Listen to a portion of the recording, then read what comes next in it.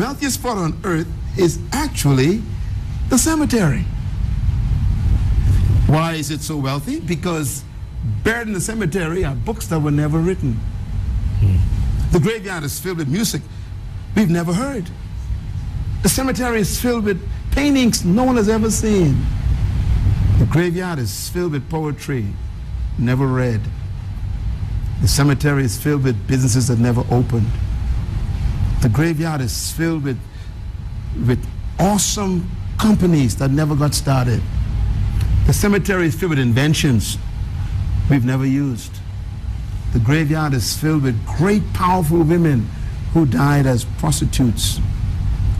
The cemetery is filled with awesome men who died as alcoholics and drug addicts. It's a rich place. And that's why I really came to Kenya.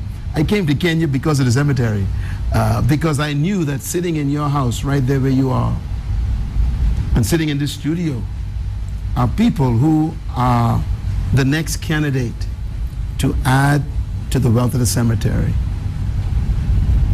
You wrote one book. There's 10 left. If you died now, the cemetery robbed us. I came to Kenya because I want you to rob the cemetery.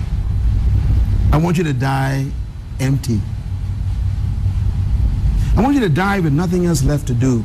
I want you to die because you poured out all of your dreams, ideas, visions, books, music, inventions, publications, that you died empty. That's the goal of life. Don't die old, die empty.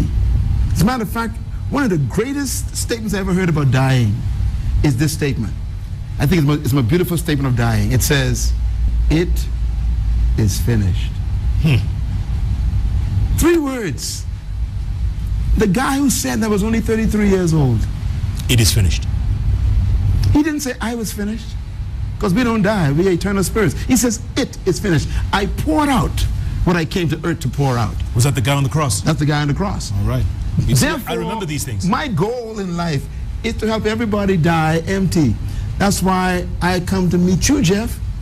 You wrote a book. I love your book. But I'm thinking, what about the next one that's not released yet? No, there's no sequel. Or the other 5. Doc, there's no sequel. Or the other 10. I have no energy. I'm sure it's there. There's no way a man with your story could not have 10 stories. Don't die with my books. I want to challenge every Kenyan. Yes. Go to the cemetery and disappoint the graveyard. Die like the Apostle Paul, who said, I have finished my course. I have kept the faith. I have been poured out like a drink offering. There's nothing left. I am ready to die. That's the way I want to die. I want to die because there's nothing else to keep me alive. I've done what I was born to do. This to me is the greatest act of service to humanity, to deliver to us what you came to give us. You're doing a good job, but there's more. I believe that what you're dreaming is bigger than what you're doing right now. Wow. I believe you see your own networks that you own. I believe that you have your own studios. I believe I see you producing shows that are syndicated all over the world. You deserve to be heard. Preach, Doctor, preach. Why settle for Kenya when you can have the continent? Hello. You are talented, gifted, you're powerful. You should be publishing a magazine. You should be producing all kinds of t-shirts with your shirt with your name on it. You should be starting maybe a line of clothing with your name on it. This is an image we need to see, feel, touch. Hey, don't die with this stuff, okay? And that goes to each one of you watching this program.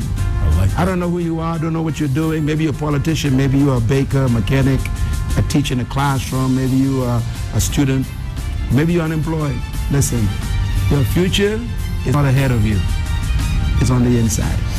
Decide tonight to germinate your seed, get the right people around you, buy some good books, shut the TV off, except this show, and feed yourself the right information to germinate your dream. And when you die like I'm planning to die, empty. It is finished. It is finished. Tomorrow morning,